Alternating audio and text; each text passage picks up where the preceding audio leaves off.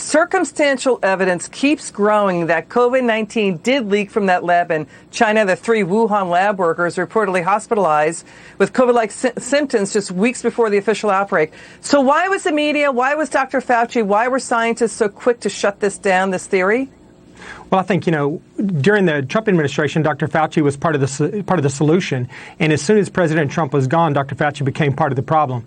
And I think, honestly, he was playing into the Democrats', playbook right now, which is to undo every single thing that the Trump administration did.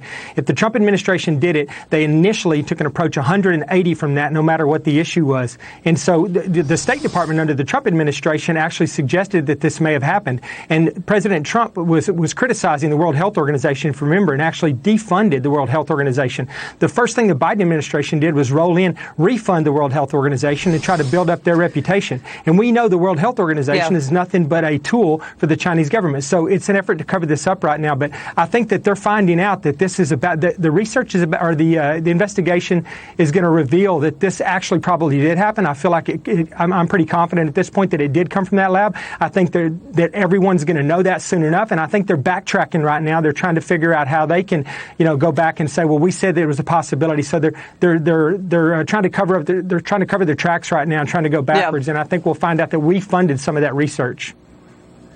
Let's show the viewer the timeline of what went down here. GOP, Republicans and House Intelligence say there's more circumstantial evidence that a leak happened than that it exists in nature. Now, Dr. Fauci is even saying he's not confident that it emerged just in nature when he said last year, it didn't leak from a lab. So the CDC director, Dr. Rochelle Walensky, testified last week that it is a possibility it did leak. Again, team, let's show the timeline to the viewer of how this all went down. Here's the question. Who under the Obama administration, doctor, who lifted the ban on funding of supervirus research and support of supervirus research? Who did that under the Obama administration? I don't know if that was Dr. Fauci involved in that, but what I do know is that the money still went there. But despite that, Dr. Fauci says that there was no money provided to the Wuhan Institute of Virology, but there was, because it was laundered by a company called EcoHealth Alliance and a guy named Peter Daszak, who was the only American on the investigation that WHO did. But that money, at least $1.5 million, went through that organization directly to the Wuhan Institute of Virology, and it was used in this gain-of-function testing. We're going to find that out. That's going to be the truth. And you're going to see that there is a lot of circumstantial evidence. Yeah, open the books. Let us see. Yeah, so open the books. We already know that, there's big problems here that indicate that this was going on. This virus has never been identified in the wild. There's not an organism or an animal out there right now that we know this virus exists in. Yet we know that when this happened, that at least 3 members back in November, before the Chinese declared that the first case of the virus had taken place in China, were hospitalized with symptoms that were consistent with coronavirus. And we also know that they shut roads down around the Wuhan Institute of Virology, that there was a period of time where there was absolutely no cell phone activity there. So a lot of strange stuff was happening right around the time that this virus would have broke out. I think that there is a lot of circumstantial evidence that it came from this lab and its building, and we're going to find out that's what happened. And we're going to find out that Dr. Fauci and the National Institute of Health provided some of the funds for this to happen.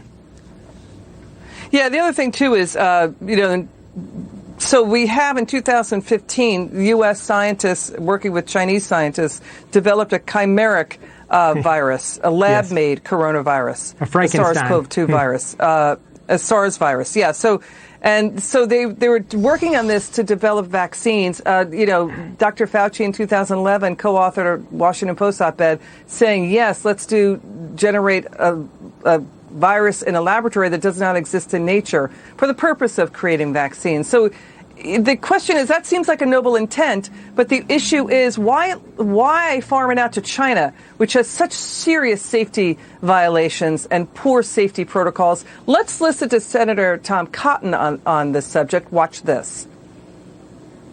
The money that the NIH gave went to an American organization, which turned around and gave hundreds of thousands of dollars to these Wuhan labs to investigate coronaviruses and, yes, to find ways to make them more contagious and more dangerous. I think that there could be an example here of these public health bureaucrats thinking they know better, that they're not going to answer to political oversight and accountability. Even in the Obama administration, they went ahead with this research that could be very dangerous. That's why it is imperative that the NIH come clean and tell us exactly what happened. You know, they keep saying trust the science, have faith in us, follow the science. Should we now, given how much, SARS was leaking out of a Beijing laboratory in 2004. There's been lab leaks continuously. Should we just follow the science, trust the science, have faith in our people here? Right, no, we can't do that any longer. They've betrayed our trust in a lot of these issues. And like you said, who thought it was a good idea to give this money for this research to be done? If we're doing this research somewhere in the United States, maybe I'm okay with it if it's really going to lead to vaccine development for something important like this. But to give the money to China, not only do they have a horrible history of lab leaks and stuff, but we know that anything and everything that happens in China has the involvement of the Chinese government and the Chinese military in it as well. And they're not our friends. They're our enemies in so many ways. And so it's crazy that we gave that money to China. Congressman, it's great to see you. Come back soon. Thank you, Elizabeth. I appreciate it.